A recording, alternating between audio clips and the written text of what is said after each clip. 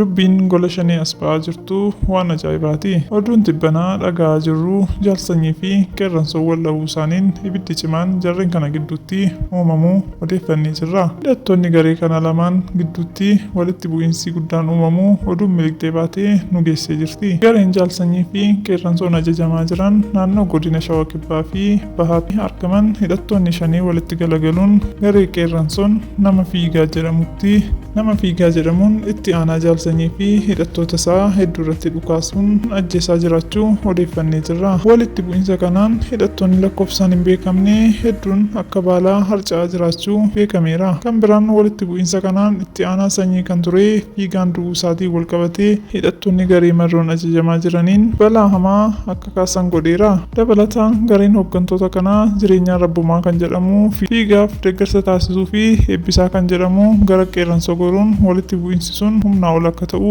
taasiseera. Kana malee fiigaan du'uu isaatiin gidduu hidhattoota kanaatti keessumaa garee jaalsanyii fi hidhattoota marroo walitti kaase.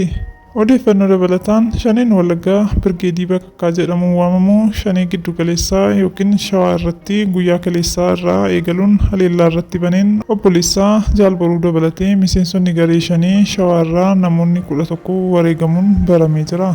Gara jabummaa isaanii kan namatti agarsiisu immoo ajjechaa raawwatanii dhiisuu osoo hin taane erga ajjeesaniin booda hidhanii akka nyaaphaatti wal fannisuu isaaniiti. Murni kaayyoo qabsoo maaliif akka qabsaa'u hin beekne shaneen wal akaa'uu erga jalqabee bubbulus yeroo ammaa kana ifaan ifatti wal haleeluu jalqabee jira. Murni gandaaf lagaan wal qooduu duras Oromoof qabsaa'u osoo hin taane ijaarsa gandummaan Oromoo lagaan qooduuf akka bahee dubbachaa turre. Shaneen Wallaggaaf Shawaa saamichaa fannaa uummata nagaa irratti raawwachaa baatee amma ganda koo hin seenin anis ganda keen seenuudhaan walitti yaatee waltumaa jirti. Shaneen uummata qulqulluu nagaa dhorkuun dhiiga dhangalaasaa tureera. Yeroo ammaa kana garuu gandummaan bakka bakkatti wal fixaa jira.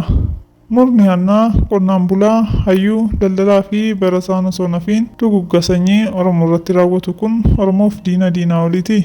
Egaa Oromoon murna hannaaf ijaaramee faayidaaf akkasitti wal fannisurraa maal abdataa jecha qophii keenya akkasumaan golomnaa guyyaa gaarii qabaadhaa galatoomaa.